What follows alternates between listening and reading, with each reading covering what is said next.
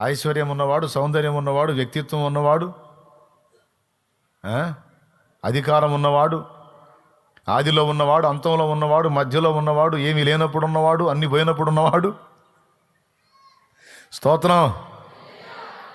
నీ ఏడుపులో ఉన్నవాడు, నీ ప్రార్థన గదిలో ఉన్నవాడు, దిండిలో మొహం పెట్టి నువ్వు ఏడుస్తుంటే ఆ పక్కనే కూర్చొని ఉన్నవాడు, బాత్రూంలో పోయి నువ్వు ఏడ్చుకుంటుంటే అక్కడ కూడా నిన్ను గమనించినవాడు ఉన్నవాడు, అక్కడ ఉన్నవాడు, నీ శ్రమలో ఉన్నవాడు, నీ సంతోషంలో ఉన్నవాడు, నీ జీవంలో ఉన్నవాడు, నీ మరణంలో ఉన్నవాడు,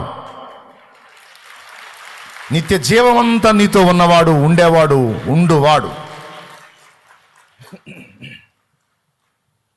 నీ నవ్వులో ఉన్నవాడు, నీ ఏడుపులో ఉన్నవాడు, నీ సమృద్ధిలో ఉన్నవాడు, నీ లేమిలో ఉన్నవాడు, నీ భయములో ఉన్నవాడు, నీ ధైర్యంలో ఉన్నవాడు.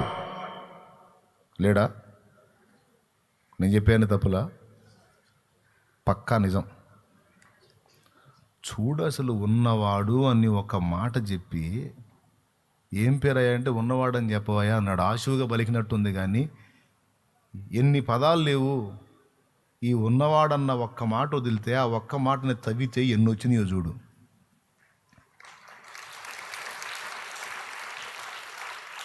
ఏ సందర్భానికన్నా లింక్ అయింది ఈ ఉన్నవాడనే మాట. దేవునికి మహిమ. శత్రువులు నిన్ను ధరుముతున్నప్పుడు నీ ముందున్నవాడు, నీ వెనక ధరుముతున్నప్పుడు నీ వెనక వాళ్ళకి అడ్డం ఉన్నవాడు.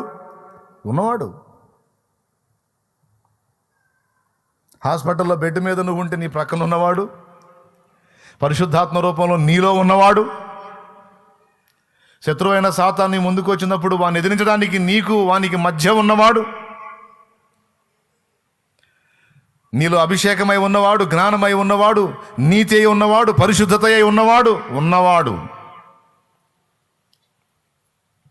నీకు వస్తానే ఉంటాయి, ఇక వాటికి అంతు పొంతు ఉండదు.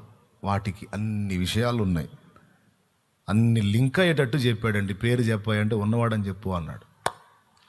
ఆశువుగా దేవుడు పలికిన ఆ మాటలో ఎంత జ్ఞానం ఉంటుందో చూడండి.